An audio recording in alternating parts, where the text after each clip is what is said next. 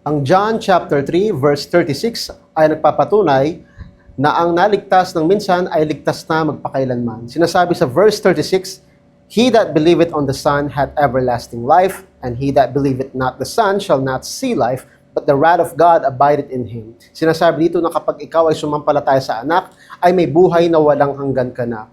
Pag nakita niyo yung salitang hath, ito'y lumang salita na nangangahulugan ay may, ibig sabihin pang kasalukuyan. Ngayon mismo, meron ka na. Hindi niya sinabing magkakaroon ka, pero ang sinasabi niya ngayon mismo ay may. Halimbawa, ako ay may Biblia, hindi niya sinabing ako ay magkakaroon, ibig sabihin in the future, ngayon pa lang meron ka ng buhay na walang hanggan kapag ikaw ay nagtiwala kay Kristo ng lubusan. Full faith, full trust sa kanyang ginawa at ikaw ay naligtas na sa panahon na yon.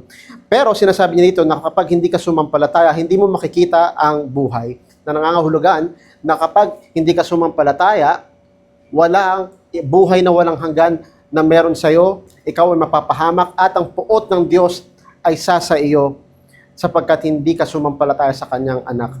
At dahil dito, sinasabi niya na ye shall not see life, hindi mo nakita ang buhay, ibig sabihin na kahit kailan hindi naligtas ang taong yon dahil hindi niya nilagay ang kanyang tiwala. Ito ang pagpapatunay na ang naligtas ng minsan ay ligtas na magpakailanman.